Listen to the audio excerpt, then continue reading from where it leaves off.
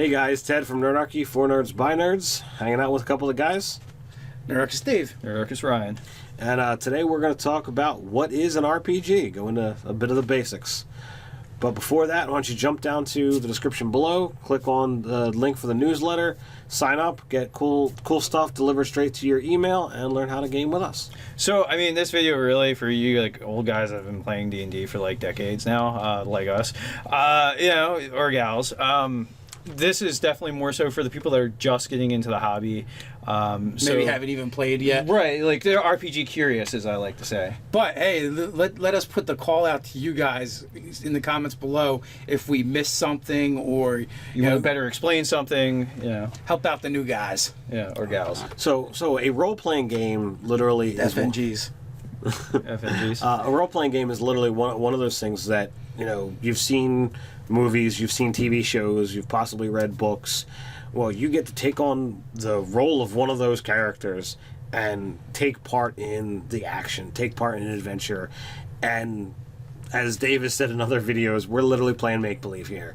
Create a collaborative story together with one person that technically is, the world and all the characters that aren't the players. Right. Yeah. So you have like the person that kind of takes narrative control. They kind of set the plot points of things and maybe the ultimate end of where this story is ultimately going, and you guys fill in the roles of you guys, if you're interested in playing an RPG and you never played it before, you've probably played video games, right? More than likely.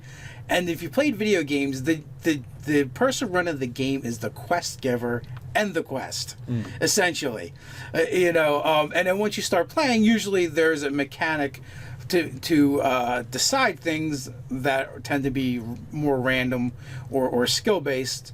So in this case, it's usually dice, but I've seen cards used as well. Mm-hmm. I don't think there's any other beside that I can think of off the top of my head. Well, there's Dread that uses a Jenga tower. So there's there's basically some sort of randomizer to determine odds of success or failure. So the randomness is definitely part of the game. But so in video games, you have like complex algorithms that are going to do that, and in typical role playing games, we usually use dice. So we kick it old school.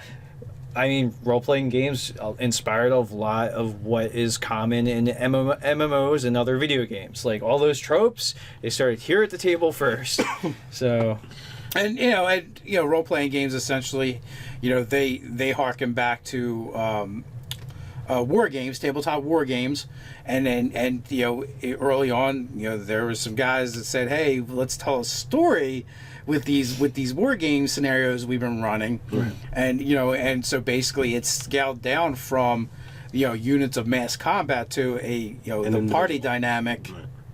And Gary Gygax and Dave Arneson, yeah. Came up with the original Dungeons and Dragons, and that's like the granddaddy of where it all starts for role-playing games. Right. And then from there you can find the role-playing game for any genre you could possibly imagine, and some that you've never thought. Firefly, Buffy, there's ones where it's like sort of a manga-esque, like you play as maids and stuff. Like there's Ninja Turtles, there's Harry Dresden, Robotech. Robotech, you can get into any and they're not even genres. They're not genres. Those are specific games. They're specific campaign settings or worlds, many of which have come from either anime, novels, and various media, movies and television shows.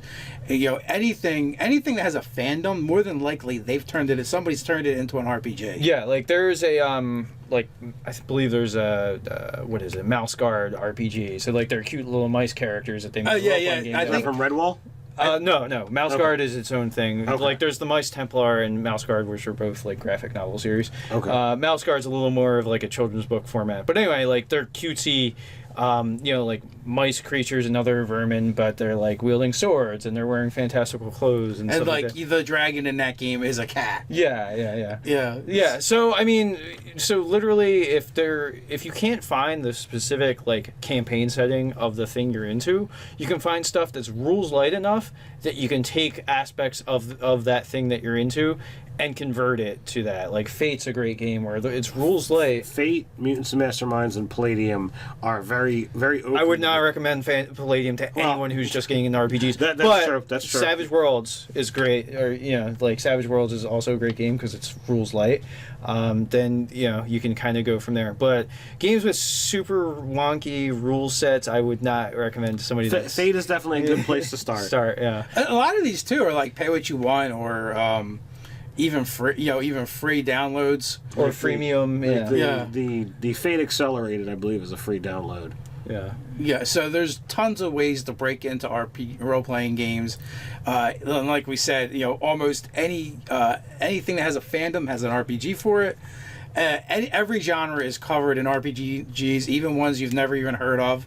Yeah. So getting into a bit of the looking at you, fairy pirates. Yeah. So, when you look at all these different gameplays and stuff that are out there, as easily as you can have a conversation with a person sitting next to you, that's kind of what happens at a role playing table. You talk about what you're going to do, and some games use a lot of dice, some games use miniatures over a course of a combat map, but you really don't need the combat mat. You don't need the miniatures. A group of people, a table, dice, go. And there's many different gaming styles too. So, like, say you do find an RPG to jump into and you don't like the game, don't discount it right away. Try another one. Hate the players, not the game. Yeah. No. So some people, they really want combat. Other people just want conversation, and every iteration in between. Yeah, those are pretty the polar opposites. But really, at its core, what a role-playing game's about is creating, you as a player, creating a character that you inhabit, and you think as that character would think, and try to make all your decisions based on the reality of the world and how that character sees themselves and interacts within it, right? So you're boring, Ted. Oh, no. You're role-playing. Sorry. So, like, if you're playing a Buffy the Vampire Slayer role-playing game, and you're playing, if you guys want to play like the cast of the show, somebody is playing Buffy and somebody's playing Spike or whatever, however it's going to be, like, you try to, like, WWBD, what would Buffy do? You just try to make all your decisions as if you were Buffy from that show. Right. And like that's the easiest way is like make some clone characters of things you're really into. Mm-hmm. If there's some character from a fantasy series, like, rename him, but it's basically that character, and try to make all those decisions in accord with that character from that series that you really like, or show, And then, book, or whatever. through everyone at the table doing that, essentially, you create this cooperative story together. With the help of the person running the game, and in a nutshell, that's pretty much what an RPG is. Without going into specifics, this channel and other channels on YouTube, you can find tons of information on different kinds of RPGs, different game styles, different play styles, and you can find something that suits your personality. Little bit of research, and you be gaming in no time fast. Right, so that pretty much nails it down, and you guys can like, comment, subscribe down below here, and check out some of the other gaming stuff we have. We have all kinds of friends you can check out, which they're in our channels list of people we check out as well. You can also head over to nerdarchy.com and check out the articles there. Hang out with us over on Facebook. So until next time, stay nerdy.